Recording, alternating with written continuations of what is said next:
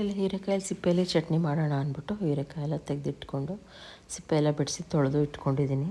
ಈಗ ಒಂದು ಬಾಣಲೆಗೆ ಎಣ್ಣೆ ಹಾಕ್ಬಿಟ್ಟು ಸ್ವಲ್ಪ ಎಣ್ಣೆ ಕಾದ್ಮೇಲೆ ಅದಕ್ಕೆ ಒಂದು ಅರ್ಧ ಸ್ಪೂನಷ್ಟು ಕಡಲೆಬೇಳೆ, ಒಂದು ಸ್ಪೂನಷ್ಟು ಉದ್ದಿನಬೇಳೆ ಹಾಕಿ ಚೆನ್ನಾಗಿ ಬಾಡಿಸ್ಕೋಬೇಕು. ಇದಂತೂ ಅನ್ನಕ್ಕೆ ಕಲಿಸ್ಕೊಡೋಂತೂ ತುಂಬಾ ರುಚಿಯಾಗಿರುತ್ತೆ. ಕಸದಿಂದ ರಸ ಅಂತ ಹೇಳ್ತೀವಲ್ಲ, ಹಾಗೆ ಸಿಪ್ಪೆಯಲ್ಲೂ ನಾವು ಚಟ್ನಿ ಮಾಡ್ಕೋಬೋದು. ಇಲ್ಲಿ ಹುಳಿ ಮಾಡೋಕ್ಕೆ ಅಂದ್ಬಿಟ್ಟು ಹೀರೆಕಾಯಿ ಎಲ್ಲ ಹಚ್ಚಿಟ್ಕೊಂಡೆ. ಸೊ ಸಿಪ್ಪೆ ಯಾಕೆ ವೇಸ್ಟ್ ಮಾಡೋದು ಅಂದ್ಬಿಟ್ಟು ಚಟ್ನಿನೂ ಮಾಡ್ತಾಯಿದ್ದೀನಿ.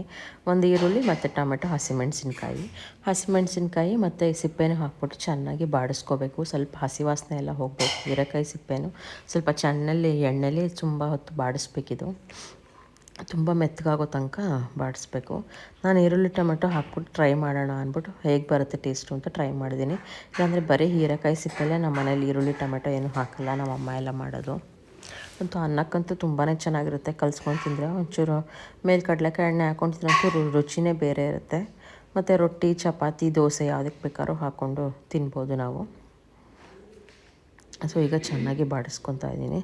ಅದಕ್ಕೆ ರುಚಿಗೆ ತಕ್ಕಷ್ಟು ಉಪ್ಪು ಮತ್ತು ಹುಣಸೆಹಣ್ಣು ಸ್ವಲ್ಪ ಹಾಕಿ ಇದು ಸ್ವಲ್ಪ ಬಾಡಿಸ್ಕೊಂಡು ಚೆನ್ನಾಗಿ ಮೆತ್ತಗಾದ್ಮೇಲೆ ಮಿಕ್ಸಿ ಮಾಡಿಕೊಂಡು ಈಗ ಅನ್ನ ಬಿಸಿ ಬಿಸಿ ಅನ್ನಕ್ಕೆ ಒಂದು ಸ್ವಲ್ಪ ತುಪ್ಪ ಹಾಕ್ಕೊಂಡು ತಿಂದ್ರಂತೂ ತುಂಬಾ ಚೆನ್ನಾಗಿರುತ್ತೆ. ಟೇಸ್ಟ್ ಅಂತೂ ಅದ್ಭುತವಾಗಿರುತ್ತೆ.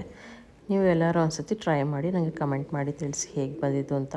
ನನ್ನ ಮಗನಿಗಂತೂ ತುಂಬಾ ಇಷ್ಟ ಆಗೋಯಿತು. ಸ್ವಲ್ಪ ಖಾರವಾಗಿತ್ತು.